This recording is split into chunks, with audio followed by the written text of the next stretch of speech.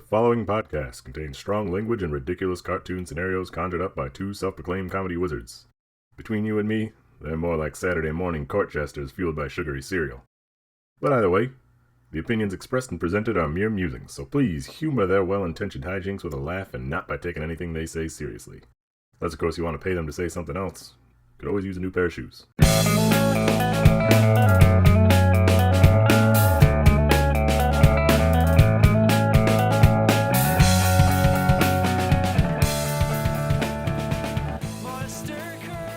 Hey everybody, welcome to ReviewParty.com. This is the only podcast that reviews. I'm Brent.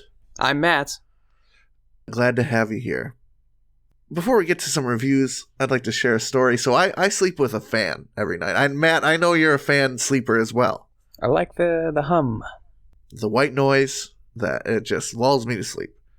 And you know, the nice breeze over your head, that's just a complimentary. That's just gravy on top of the cozy sleep situation that fans create for me. Mm-hmm. But I'm currently rocking a cheap Walmart box fan. I think I got it at the start of last summer it was like $12. And it started doing this thing where it does this little click. It'll do this little click, which totally disrupts the white noise situation that I'm using it for, right? Yeah, you don't want that happening. The way to remedy the click was by punching the fan. Of course. Just like a television, you give it a little bam, you give it a bop. You bop it, and it gets back in its correct rhythm. Mm-hmm. And sometimes you have to try punching a few spots. Punching the side doesn't work. You punch the little back of the fan where the motor is. This is what starts the robot uprising. I'm going to put that out there. Doesn't work, you hit it. So the light punches were working for a couple of weeks probably. And it was getting worse and worse. And finally it came to a head. It was 3 a.m. I was fast asleep and the clicking started. I don't know how long it was before it woke me up. But I woke up maybe from an unrelated cause. But the clicking would not allow me to fall back asleep. Mm. And I got up and it was 15 minutes of like trying to find the pressure point to get a proper punch off, right? Punch in here, punch in there. This fan is clicking away. There's nothing I can do about it. Finally, I gave it a little bop. It stopped. Take a deep breath. Laid down. Got comfy, wrapped up in the blanket. Found a great spot to close my eyes, take a deep breath, and lie down. I took that deep breath, and the clicking started again. And in a blind, almost drunken, I was sober at the time, of course, but almost drunken type fury, I got up from my bed and just punched it in the side as hard as I could. Just like a body shot, just like a lower poof, and just socked it. It flew off the little chair I had it propped up on, slammed against the wall, and then proceeded to make a very awful noise. A noise that made me think, I have to turn this off right now or this could be dangerous. Sort of a squeal, I'm guessing. It was the fan blade hitting the metal. I had punched it so hard that the metal dented, caved in, and the fan blade was whacking it. And then my punishment, my karmic punishment was to sleep without a fan for a couple weeks.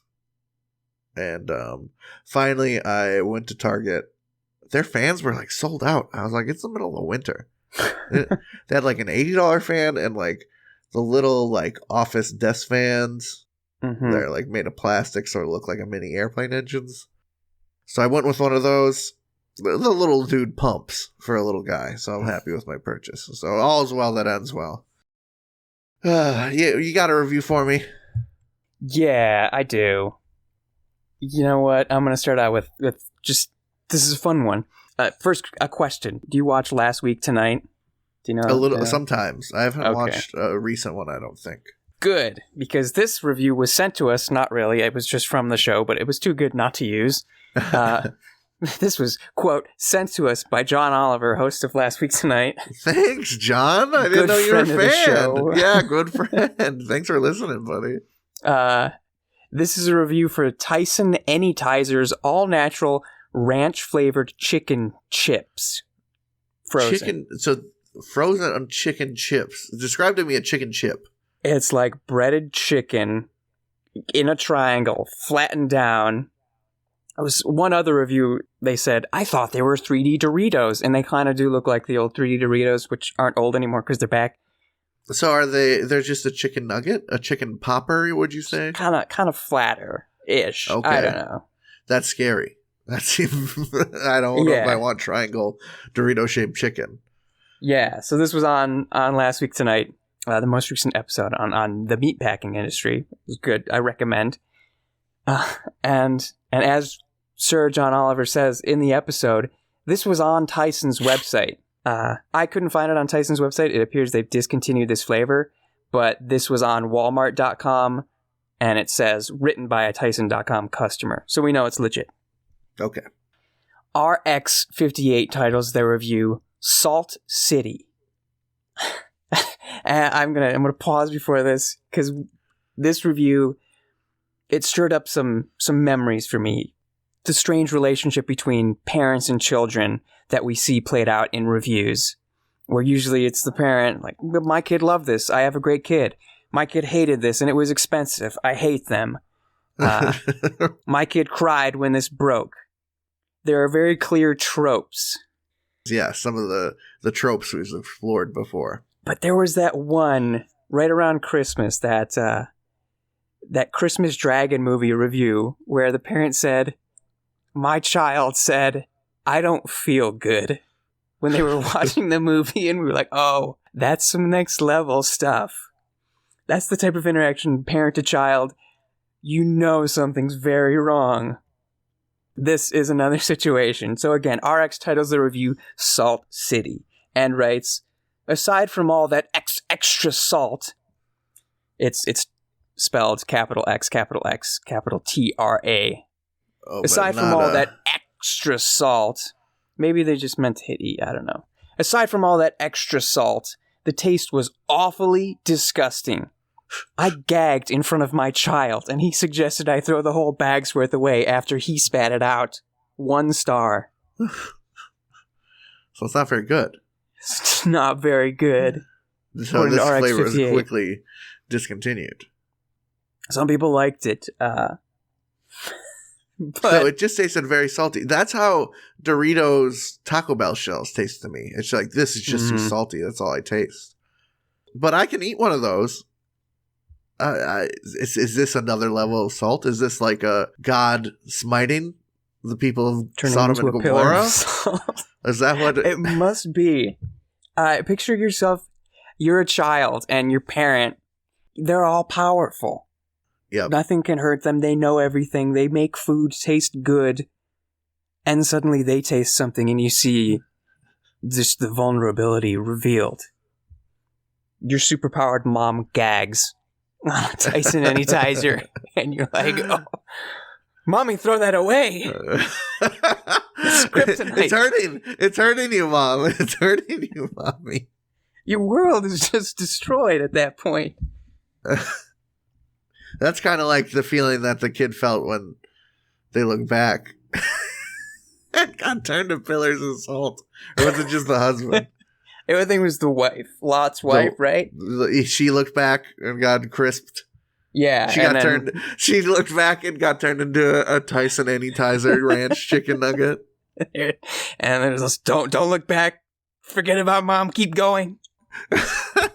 Her little all that's left on the chicken nugget tower is like a little mouth, a little animated mouth, and she just gags. It tastes awful. Yeah, that's your punishment. Do you think they use sodomy chickens? They got some like sodomite chickens, so or did they just? Oh no! This is definitely the chicken is normal, right? It's the crust. It's the crust on the outside that tastes gnarly. They just went to Sodom and Gomorrah, wherever that may be, somewhere in Jerusalem or whatever. They got the pillars of salt, and they said, "Well, this kind of tastes like ranch, I guess. Let's put on some chicken. This is cheap." Somebody said, "Hey, maybe you don't want to touch that salt. That's kind of the cursed bodies of sinners, the greatest sinners." Nah, it'll be fine. Throw down cheap. some chicken. Yeah, this is cheap stuff. No one's. It's like water bottle companies just taking it. You know, he's fucking. This is mine now. I want to try it. It can't be that bad. You could probably get it at Walmart. I can like lick a salt lick. It's not pleasant, but I don't think I'd gag. Yeah, is this like more than a salt lick? Are hunters going to put these out for deer? I hope not. That's just inhumane. Man, why, Dad? Why does our venison taste like salty ranch? All his deer were living off the That's God's punishment. Anytizer chicken. Yeah. Your venison is going to taste like trash. What? That would be a heartbreaker. I love venison. Me too. It's pretty darn good. You know what else I love? Kool-Aid. And good segues. I got a review from Amazon. This was submitted by our friend of the show, Elijah Moshnick. Thank you, Elijah. Thank you. This is for Kool-Aid Strawberry Kiwi Drink Mix. Makes 2 quarts. Parentheses, 96 packets. This is one of the, you can get this delivered. Supreme quarts. Yeah, so most common, 96 packs of Kool-Aid every 3 months. How many Kool-Aid is that a day? What? My Is mind that like can't a Kool-Aid a day? Can't even do the math. Like a 2 quarts of Kool-Aid a day? Let's go, big dog. Holy shit. That is, how do you not have diabetes? Anyway, I won't judge. I won't judge my friend Bryson McDonald, who writes, use with sugar and water, or else. Bought these for Spirit Week. Made kids drink the packet without water. 3 people threw up. And I did it personally and thought I might die. Definitely worth the money. But I hate Kool-Aid now. 4 stars. Hang on. You made them drink the packet without water? He made them mainline the Kool-Aid packet. That's so awful. Actually, personal story, my older cousins who are like my older brothers, used to do this as a treat. And it's I think it's kind of good. Maybe that's just my fucked up like hillbilly upbringing. I imagine to an extent that it's good. Yeah, it's not as good as putting it in water and mixing it, but it does not make me gag. So I think it might just be, that might be a strawberry kiwi special. Uh-huh. Kiwi's too powerful. The kiwi is strong with this one. But yeah, as you're saying, he made the kid. That's what really frightened me about this one. He made the kids drink the packets without water. I'm assuming this is like the cool teacher, quotes, cool teacher? Mr. McDonald. Mr. McDonald. All right, kids, Spirit Week. You're just going to down this powder or else. Where's your spirit, Jonathan? I don't know how you felt about high school pep rallies, but that's how I felt. Participating in them in any way. Like, you are going to have school spirit or else. Look, punk. This school is going to dress up the most people in superhero outfits ever. Guinness World Records is going to certify it. And the year later, our rival high school is going to beat it because they're dicks. But we're going to do it now. You don't wear pajamas on pajamas day. Some teachers look at you like a leper.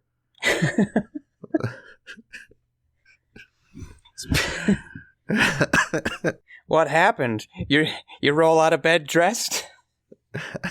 I mean, I like sleep with just boxers on. I can't participate in pajama day. And I'm not buying some stinking, I don't have enough school spirit to go buy some PJ pants just for this stupid day. Not into it. But I imagine you participated in the dress up days because you just dress up. I do just like dress up. It wasn't a school spirit thing. You just like wanted an excuse to dress silly. Yeah. I'm going to dress exactly like this other person. Yes, please. Oh, yeah. There do be some cool ones. I think that's how they sort of take an inch to get a mile. They bait you with these fun dress up days. And then Twin day? Yes. Before you know it, the cheerleaders are leading you in chants in the auditorium to try and be louder than the other grades, even though the seniors are going to win. What a sick game. What a sick game the American school administration plays with us. What's your favorite color? Shout it. Red, white, and blue. What's your favorite? Oh, it takes me right back. Yeah, it takes me right back to just being absolutely bored. See, maybe some people will look down on me for this or not think this is cool, but I was one of the kids that I would sit at the way top of the bleachers and just sort of sit there. Not me, Buster. I guess when I was in sports, maybe I participated in the fall. I don't know.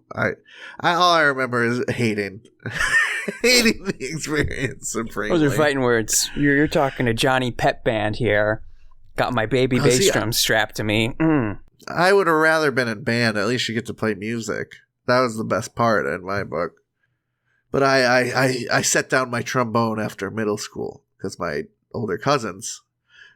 This story's coming full circle. The same ones that love to mainline cherry and strawberry Kool-Aid packets. They said my high school band director was not a nice dude, I guess, to say the least. Not someone I would get along with. So they're like, just quit now. Save yourself the headache. Gotcha. Anyway, I guess in the annals of high school spirit, I'm kind of going to equate this to... what was that substance in Mad Max Fury Road that they would get all hyped up on? Was it like platinum? Silver spray? Yeah. I think, well, they always yelled platinum and gold and shit like that. So I think it was just like, platinum spray paint or some shit they'd huff. I think that's what, Bryson, right? Yeah, Mr. McDonald. Mr. McDonald, that's what he wants his students to become. Just their faces, not encased in silver spray, but you can see it's just Kool-Aid mix all over their face. We're going to take down Hinsdale. We're going to get them. And like, oh, are they bleeding from the mouth? No, it's just Kool-Aid. Don't worry. Bring up one person from each grade to have a hula hooping contest. And as they hula hoop, they yell, "Witness me!" Rip the packet down and just ready to die for the high school that you did not choose, that you just go to because it's close to your parents' house. DC what charges? Yeah, the high school quarterback be looking like a Morton Joe, all hooked up to different Kool-Aid juicing apparatuses. Imagine being on the football team. You see the other kids warming up. They're just like busting each other. They all got fucking red Kool-Aid powder all over their mouths, chapped ass lips, all painted up with Kool-Aid powder. Instead of halftime oranges, they're just cracking packets. They're just cracking packets. I mean, intimidation is half the battle, especially in high school sports. Yeah, if you make the other team cry, you're not going to lose. Not a chance. You've already won. I spy with my little eye a pretty natural segue, I guess, if we're talking about Mad Max-esque things. I've got here a review for White Sands National Park. Ever been there? Do a lot of crackheads live there or something? No, it's just a big sandy place. Okay, it's sandy. I got it. I don't think I've been there. Me either. But it sounds lovely, especially according to Katrina W., courtesy of this Google Maps review. Katrina writes, "One of the most amazing experiences in my life. You assume you'll just see a vast amount of sand, but it's so much more than that. What struck me when I left the car was the deafening silence. It was just so eerie and incredible that no one present at the parking site said anything for a long time, just to keep experiencing it. The views are stunning and the sand is indeed white. You can see the mountains in the background. And the fact that the A-bomb was tested not so far from here adds more thrill to the experience. 5 stars. No! Oh, man. And it is right disgusting. next to White Sands Missile Range. Oh, boy. This lady's ready to get hopped up off some juice. Let's go. She's walking around with a Half-Life 2 radiation detector, like huffing sand, trying to turn into a superhero, trying to look like Bruce Banner and shit. She's ready to experience something. Holy shit. That's the difference between America and other parts of the world. In America, you visit a national park where there's nuclear sand, and you're like, this rules. In Japan, every kid in the whole nation like takes a school trip to the Hiroshima nuclear exhibit and are just like, just, you know, hey, here kids, be depressed for a day. Be depressed for a nice afternoon. Yeah, my friend, I did not have the privilege of going to such a place, but my friend who went said he saw a group of kids go in, all, you know, third, fourth graders, just like acting like a bunch of kids, very happy to be there, very excited to be alive as a child in this great world of ours. And then minutes later, he saw a group of kids leaving, and they just looked tired and very quiet, very solemn. I imagine. I mean, when you're exposed to something like that. Hey, but USA, nuclear sand all the way. They dropped some bombs here into the Gnarly. sand. Cool, dude, cool. It's very thrilling. Hey, I drove the Trail of Tears yesterday. What a view! What a view! Oh God! What a great weekend with the wife.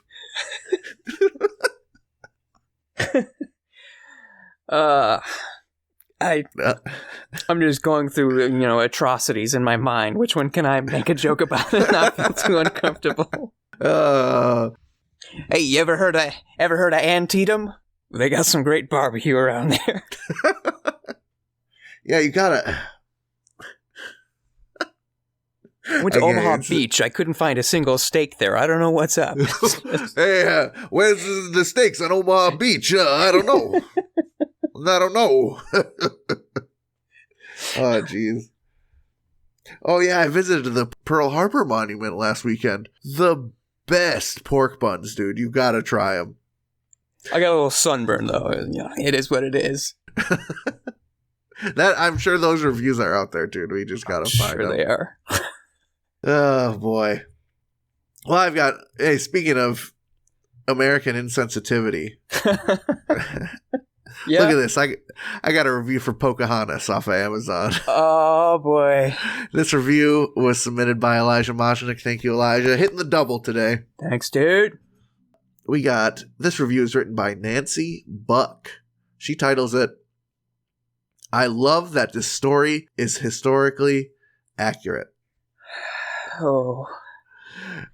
It reads, I love that this story is historically accurate, or at least the first half. I got this for my piano students to watch who were playing it and didn't understand the words. Now they are enlightened and hopefully influenced by the great message of this movie. 5 stars. What is there not to understand about hey yo, walkie way, hey yo? Walkie way, hey yo. Which song is that? I think I can't hear the song, but I can picture the sequence in my head. Steady as the beating drum. Seasons go and seasons come, steady as the beating drum. Even as a small child, I didn't like Pocahontas. I watched it, and even then I had the sense of, yeah, something's not right here.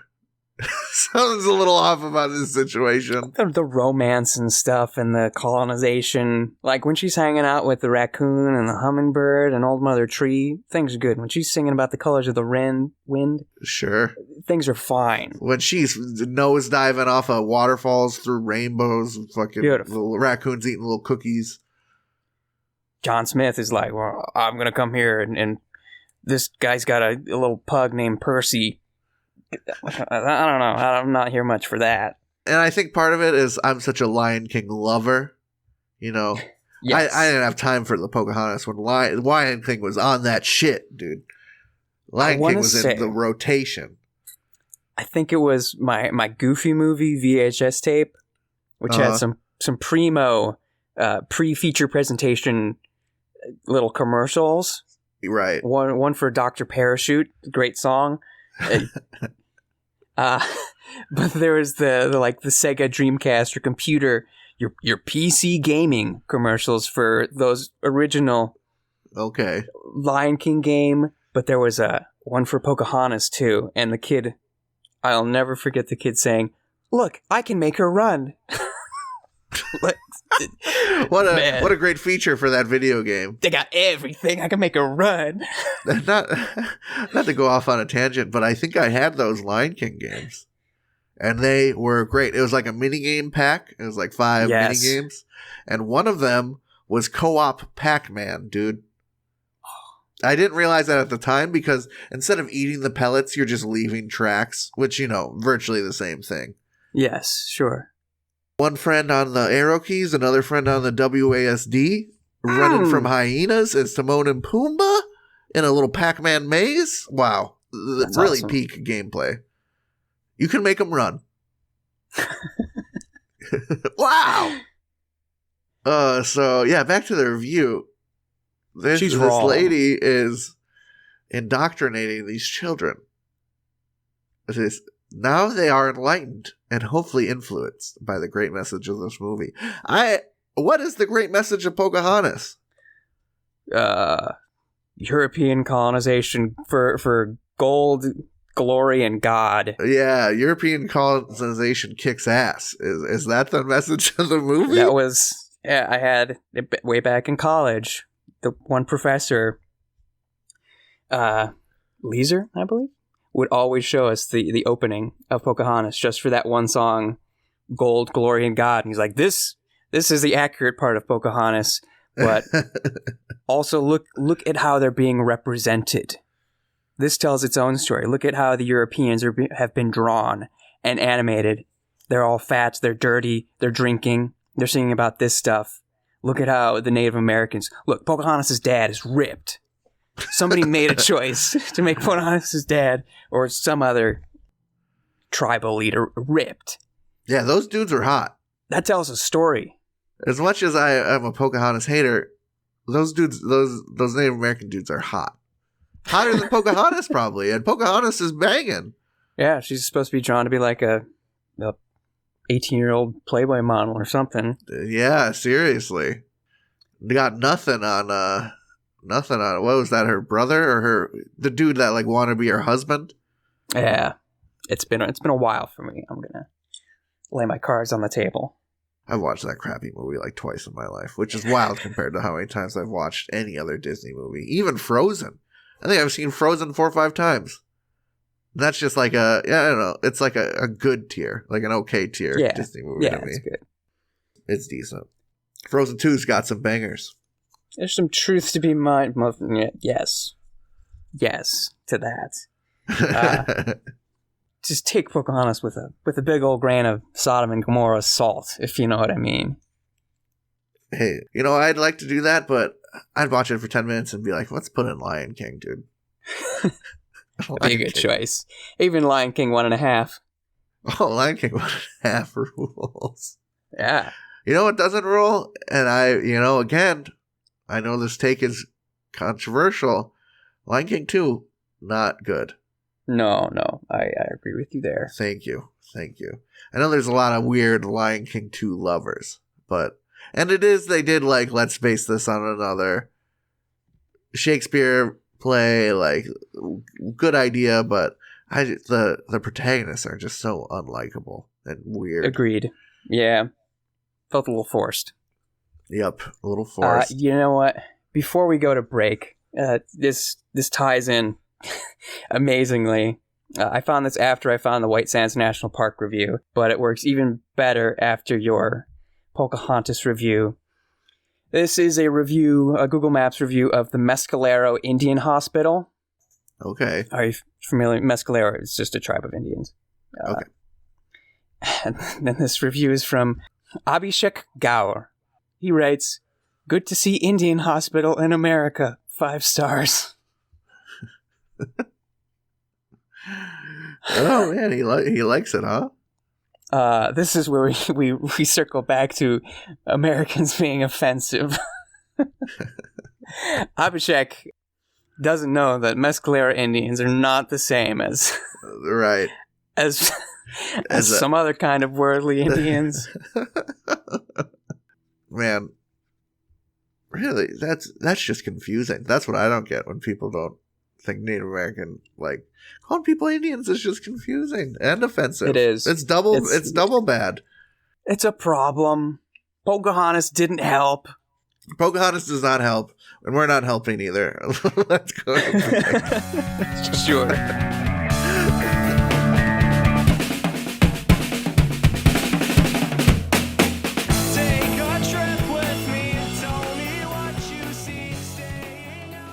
Hey everybody, thank you for listening to our lovely little podcast. If you'd like to go above and beyond in supporting our show, or have the most fabulous conversation starter since sliced bread, go to reviewparty.com. Click on shop and explore some fabulous t-shirt designs. Where's your favorite place to wear a t-shirt? On my body. Mine is at the store. That is a good place to wear a t-shirt. Reviewparty.com. Click shop. Why stop there? Don't stop now. Don't stop me now, because I'm buying a t-shirt. I'm buying a shirt. Ladies and gentlemen, welcome to the second half of the show, and welcome to something different. Aren't you excited? I know I am. For the segment today, I have brought a review of a play. And not just any play. This is a review of a play, a production of a play that yours truly starred in. Wow, a star in our midst. You know how many plays I've been in? We got a good review. Like 2? A bit more than that, but less than 10, I think. 2.5. I'll give you 2 treetops. Yeah, not many, like 8, 9, maybe, in a couple of years. So I struggle when people say, "Oh yeah, you're a theater person." I'm like, "Oh, I'm getting there," but people have a lot more. When I think of theater people, it's like they're lifers. Since middle school, they've been putting in that work. They've been having those hell weeks. Yeah, exactly. Sorry, that ain't me. I respect the other side now. My eyes have been opened. You're just a fan. Who likes to be a part of it. But hey, I've seen you on the stage. You look like you belong there. I think that's why people say it. Gracias. Yeah, enough complimenting Matt. Let's get someone tearing him up in a review. Yeah. So this is a review for a play called Over the River and Through the Woods. It is a play about a young man. Actually, like, the role fit me almost to a T. A young man, like 29, 30, who would visit his 4 grandparents every weekend from New York to New Jersey. He would go, and they would have dinner like every Sunday night because his grandparents lived 2 houses down from one another. And then, this is probably going to be in the review a bit, but I'm just setting it. Like, it identified with me because he's going to leave and he struggles with it. Anyway, this review hit me really well, and I had a lot of fun with it. So when somebody texted me that this review had been written, I didn't want to read it because I was nervous about it. So I went over to a friend's house and I had him read it out loud to me. And I thought he was improvising a bunch of it because it was an improv friend. And he said, "Matt, you know how I improvise. I couldn't do this good, but I think I better just get to it." So he's got this. This is a funny one. We do funny stuff on this show? We try. This is a review from the Northwest Herald, Shaw Media's own Belt Daniels. That's the reviewer, Regina Belt Daniels. Elgin Theater Company's Over the River, a convincing rendition of familiar tale. February 21st, 2019. What? Almost 2 years ago. Elgin Theater Company's production of Over the River and Through the Woods is a delightful, poignant human comedy. Under the skillful and sensitive direction of Richard Paul, it's a captivator. Written by playwright Joe DiPietro in 1998, it played for 800 performances off-Broadway. There's a simple and logical reason. It's a heartfelt and heartwarming tribute to loving grandparents. And in this case, 2 sets of Italian-American, New Jersey-based grandparents. It also relies on the universal themes of the importance of family and an adult coming of age, or time to leave the proverbial nest story. Over the River and Through the Woods is a sincerely identifiable story, Nick, a 29-year-old up-and-coming New York marketing executive, visits his grandparents every week for a traditional feast, also known as Sunday dinner. Ida is the Einstein in the kitchen, from cannoli to ravioli, married to mandolin-playing Frank. 2 doors down are Emma and Nunzio, their passionate counterparts. All 4 grandparents are guided and maintain old and new world customs, who live by the 3 F's: family, faith, and food. One day, Nick rocks their world by announcing that he has received a promotion and will be moving to Seattle, as in the state of Washington. And thus, the heartbroken but wily 4 try to provide a reason for Nick to stay, and their first attempt is a blind setup. One Caitlin O'Hare, the unmarried niece of Emma's canasta partner. The Elgin Theater Company cast is committed and charismatic, all seasoned, talented, believable performers. Side note, you love when you're called believable. Yeah. Oh, so I'm not just totally schmucking it up there. That's great. Tom Ochocinski as Frank is strong and blustery. His monologue about his father, the fisherman, as well as his mantra, Tengo Familia, not only are memorable, but they set the path of the play. Frank is married to Ida, sweetly and subtly played by Linda Sack, the conveyor of love from the kitchen. Rick Johnson is an incredibly solid and honest Nunzio. Arlene Arnone is Emma, Nunzio's wife. Arnone is quirky, energetic, and adorable.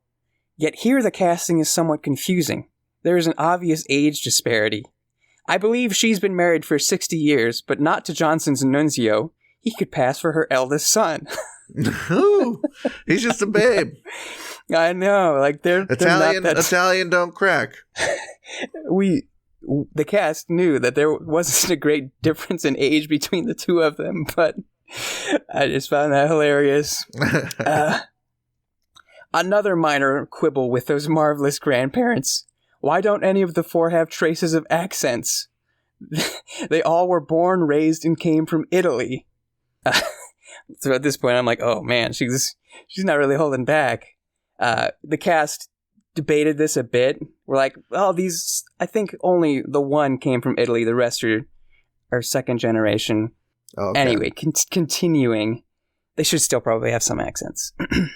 Jess Smith is a heartbreaker as the prospective love interest Caitlin. I wish there was more of Smith on stage. She's an expressively deft charmer. I'm like, okay, well, the lady hasn't said anything about me yet. Right. Just after our friend Jess. So you're really...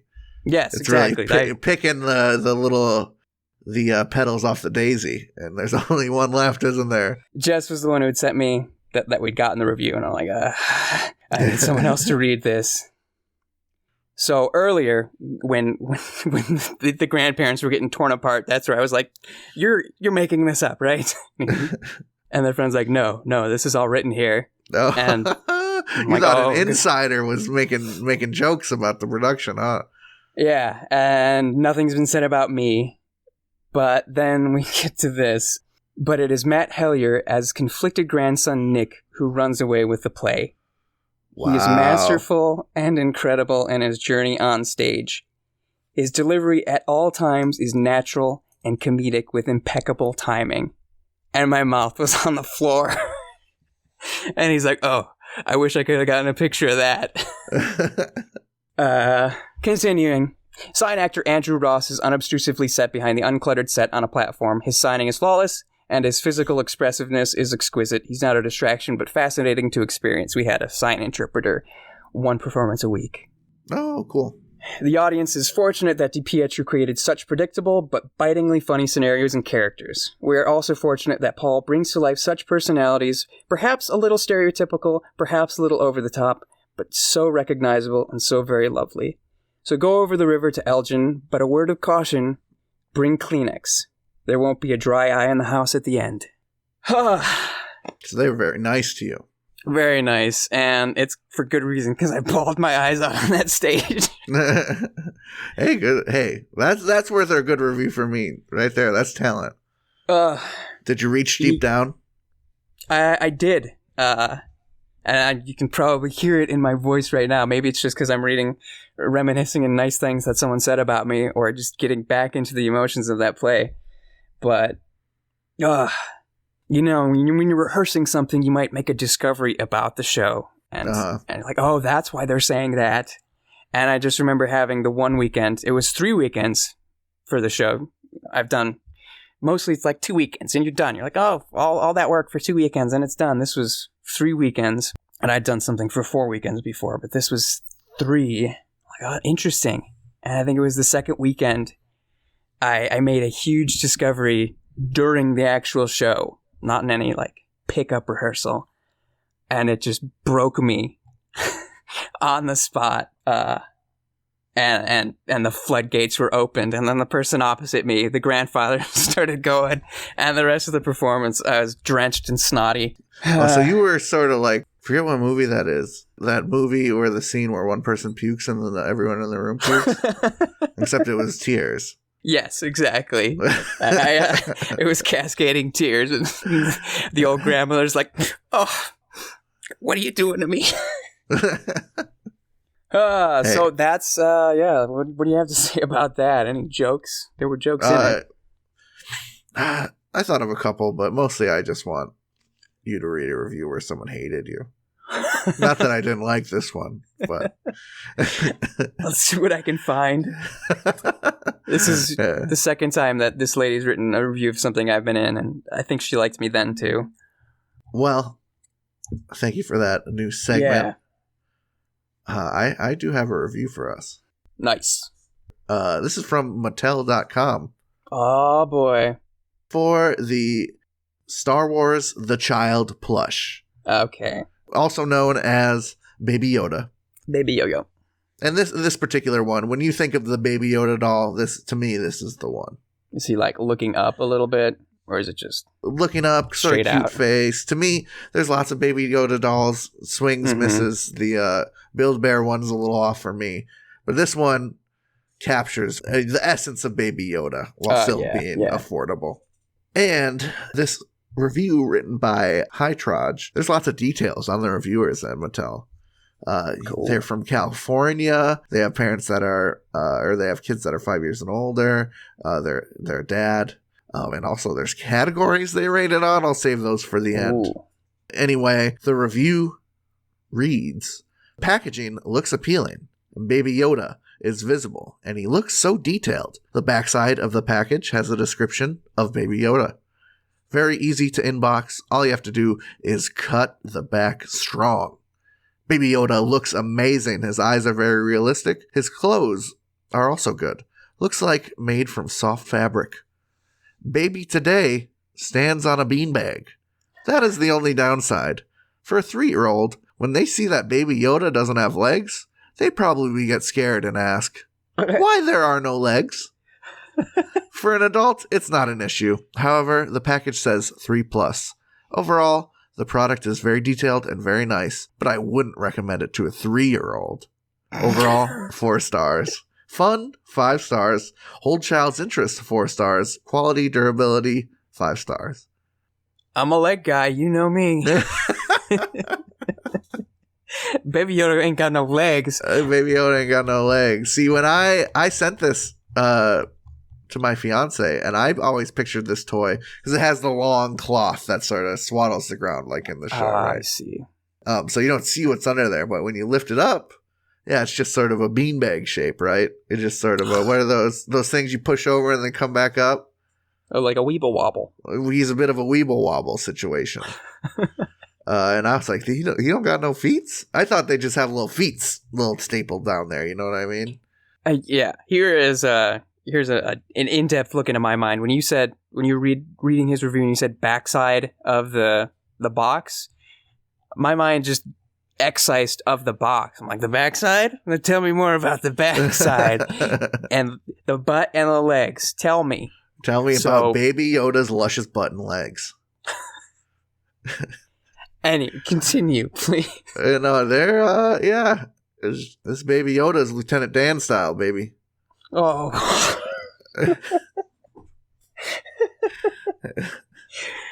But he's got magic powers. He has magic. Oh, imagine if Lieutenant Dan could use the Force. Be a very different movie. He'd be a very powerful man. Would he have the Force prior to losing his legs, though? Oh, you think X-Men style traumatic experience awakened powers within him? Maybe. Because Forrest Gump's got some powers of some sort. I'm not sure if they're... Some time magic, perhaps? Maybe force sensitive, not a force user. Right.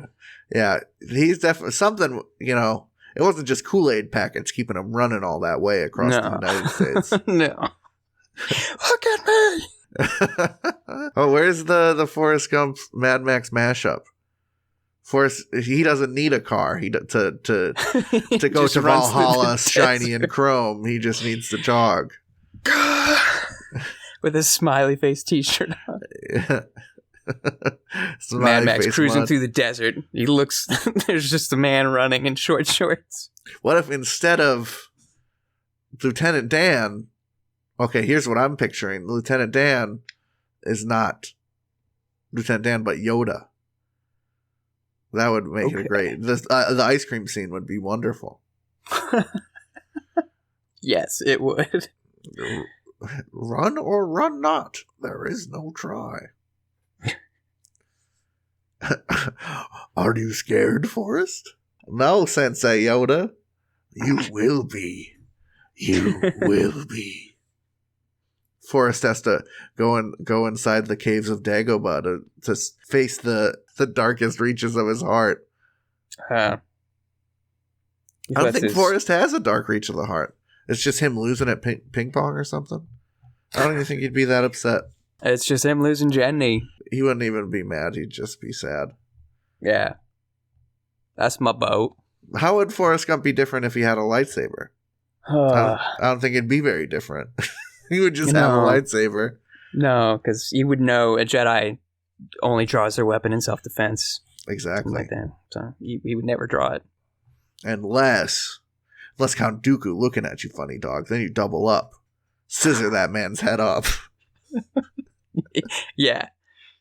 But yeah, this toy it's a great toy. That's all I want to say about it. Sounds pretty cool. It's a nice little toy. I do agree. You could sew some feet on there, even if they're just little. Oh yeah, little there's an entire feet. Instagram community of people decking out their Baby Yoda dolls in like different outfits and stuff. It's wildly adorable. As always, I included a Star Wars review just so I could talk about Star Wars, and this to me, Baby Yoda has that thing that babies have, that when you see it, you want to protect it. There's an instinctual, that thing is very cute. I need to protect it with my life. And I think the doll, this doll, even though it's not as detailed as the show, it captures that feeling. It's the little smile. It's the little smile, isn't it? A little shine in the eyes. A little shine in the eyes, a little Baby Yoda smile, a little smirk. It's a frown and a smile at the same time. Very Mona Lisa-esque. Lieutenant Dan, why do you look like the Mona Lisa when you smile? That's a deleted scene. Yeah. You got a quickie to finish us out here? I do have one. I have a Google Maps review again of the Fort 8 Theater in Fort Dodge. This review is written by Zach Mosier. Same maiden name as my high school girlfriend, who's now married, which is really interesting to think about. Mosier. Zach writes, the mean supervisor at the counter wouldn't sell my friend with a beard into an R-rated movie. Worst experience of my life. Don't go here. 1 star. Oh, that's rough, dude. One time they didn't let us into the movie theater, me and my friend, even though my mom were going to buy us tickets for the Tenacious D movie. What? Yeah, she was going to buy us tickets and then just peace out. And they didn't let her. They're gonna make mom sit through Tenacious D? I don't know what mother would do that. She has no interest, I would hate to do that to my mother. She would be so bored. I say that only if knowing that our mutual friend Joe might be listening to this, because his mom took us to see Tenacious D in concert. In concert, I don't know. She might vibe with a couple of the beats. Yeah, I don't think any mom can watch the boner push-up scene of Tenacious D, the movie, and enjoy it. Agreed. But come on, dude's got a beard. Dude's got a beard. I have never been carded seriously in my life. I've only been carded by places where it's just sort of everyone gets carded. My first birthday as a bearded boy, or not my first birthday, my 18th birthday as a bearded boy, I went at midnight. We stopped at a gas station. I was actually on a school trip. And we stopped at a gas station. And I was like, I'm going to buy some lottery tickets. I'm going to get carded. Didn't card me. Super disappointed. I rarely get carded. And I attribute that to the beard accessory because underneath, Babyface City. Right. I feel like this review definitely highlights that split. Like, there's the maturity that comes with a beard, and there's the immaturity of, let us in! He's got a beard! Come on! Worst day of my life! The duality of man. Manchild. And Baby Yoda. He chokes a bitch in that show, even though he's a nice guy. She's not a... What? I was going to say she's not a nice lady, but that's off camera. He was trying to warn us, dude. Baby Yoda was trying to warn us. He was like, this bitch. Now's my chance. Get out of here. That's all we got for you today, folks. Thanks for tuning in. It was a joy. I had a blast. Whether you're a long-time listener or if this is your first time listening in. Wow. It means a lot. Wouldn't that be a fantastic little thing? Wouldn't this be a tasty morsel to introduce yourself to the show? If you made it this far, you probably would be happy to know new episodes every Tuesday morning. We'd love to have you there. And if you'd like to send in an absurd review for us to muse over, please send an email with a hyperlink to said review to reviewparty.com@gmail.com. And we include your stinking name so we can throw your credit. You know the drill. Elijah submitted some stuff. He's famous now. He's rich. He never has to work a day in his life. All because he submitted a review to reviewparty.com. It's true. It's all true. And it could happen to you. If you like this stuff that you're hearing, you could also like similar stuff to see with your eyeball things. You can follow us on the social medias at ReviewPartyPod on Twitter, at ReviewParty.com on Instagram. And we're just posting silly review-based things there or things that interest us. Get on board. Give a follow there. It's free for folks' sake. It's free frickin' content curated by two veterans of content enjoying. And honestly, it's easy to say hey to us there. If you want to say hey, if you're not, into saying hey, you can go to our website, reviewparty.com, where you can just find all of the episodes. You can read the blogs. A little secret, they're pretty good. And you can check out our shop. There's some stuff there. If you just want a little message that's going to say, hey, there's new stuff to check out, then sign up for the After Party Review newsletter. Get a little mail in your inbox. It's a good time. Get a little weekly juice. We all like juice. We all like Kool-Aid. Time to drink. Kool-Aid close enough to juice for me, brother. Drink the powder dry. I will ascend to all Valhalla, shiny and Kool-Aid. When they smash their car through a wall, they all yell, "Oh yeah!" Morton Joe's just the Kool-Aid man, and instead of Mother's Milk, it's Kool-Aid man. Now we think of all the good juice. In the waning minutes. Well, and I'd like to take these last minutes to thank our buddies Nosebleeds for letting us use their jam, Bread for Breakfast. You can hear it throughout the episode and on Spotify. Just search them, Nosebleeds, one word. I got a review to see us off here. Ramalama Ding Dong. This is a review from imdb.com. Oh. For the show WandaVision, which should, I believe when this episode comes out, the finale will have just aired. How topical. Sick. This review is written by Dergwarg. They write, awesome show. Just ignore negative reviewer. They're action lover. 10 stars. Action.